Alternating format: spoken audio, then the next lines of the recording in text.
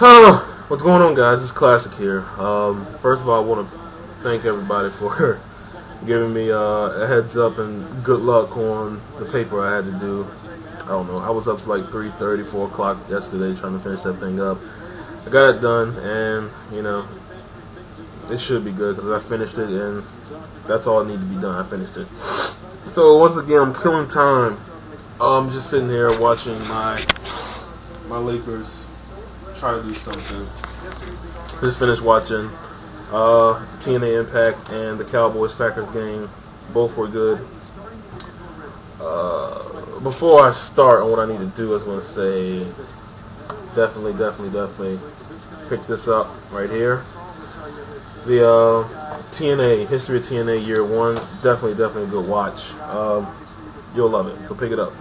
But this video is going to be a response to Buchanan. He comes up with these battle royals, YouTube battle royals, and this time he came up with the worst finisher ever. So basically, he wants you to either post a video response or a comment as your I guess worst 5 finisher. I would say top 5, but your worst 5 finishers of all time. He did this in his previous battle royal with gimmicks. And this one is I'm sorry, the Laker game is on. I'm just losing concentration. This one is about finishers. So I thought about it. I said, I'm going to come up with my own list. And here we go. I'm going to explain why I think this is on my list, basically. So here we go. Number 5 is the elbow drop. And the most famous person to use this is Macho Man Randy Savage. A lot of people say it's okay because it's an impact finisher, but I just feel that, it's kind of weak, as a finisher. And a lot of people will say, well, back in the day, that would be considered, very like an impact, but honestly, an elbow drop isn't really going to do much. I mean, they do elbow drops when you're on the mat, a standing elbow drop or a running elbow drops to turnbuckle, it's all the same thing. So being off the top rope, it's gonna make a little bit of difference, but you know what? It's not that good. So that would be my number 5 finisher. Number 4, I'm gonna go with the Bronco Buster, and this was made famous. Well, a lot of chicks use this as a finisher, but we all know X-Pac used it as not necessarily one of his finishers, even though he did use it as a finisher for I think a couple times, but pretty much as a signature move. But I've seen some people use this as a finisher, so this goes into number 4. I mean, basically a Bronco Buster does nothing but try to embarrass your opponent.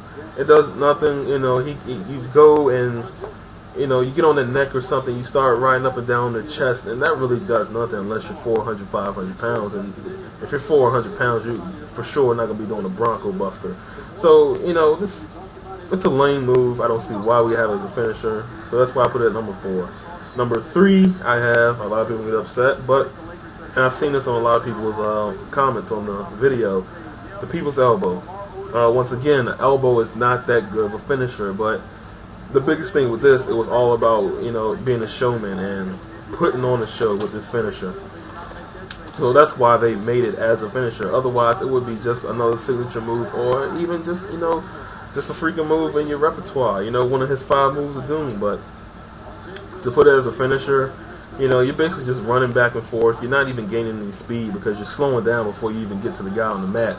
So there's no point to have it as a finisher. So that's why I put it at number 3. Number 2, once again, we'll go back to the whole thing about, what do you call it?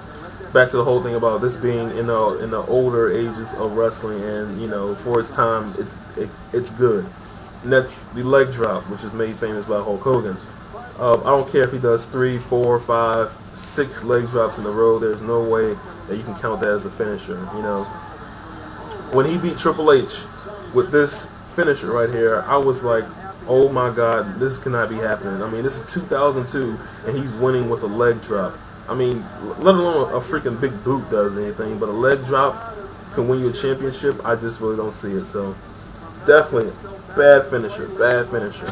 And my number 1 finisher, I know a lot of people will disagree with me, but I just think this is the worst finisher I've ever seen. It is called the Overdrive, or as Montel Vontavious Porter has been calling it lately, the playmaker. I know all of you've seen this finisher. I think it is the dumbest finisher. It looks so bad, and it looks like it does nothing. I mean, it puts your neck on your opponent's like calf muscle or something. You know, it's so stupid. It looks so bad. I really haven't seen anybody execute this to the point where, you know, it's like, oh my God, that was so devastating. I mean, I think when it was Johnny Nitro, Morrison, he used it for a while, and it really does nothing. Randy Orton, when he first came in there, he used the overdrive, and it's just a bad finisher. I don't like it at all. And for, you know, the way they're beating people with this finisher, it's definitely got to be at the top. Like I said, there's other finishers I had in my list, such as like the running power slam from the British Bulldog, the rock bottom, which I don't see, you know, whatever. The STFU from John Cena, the freaking money shot from Val Venus. That was nothing, but people say it was a finisher. It was so stupid. All it was a big splash.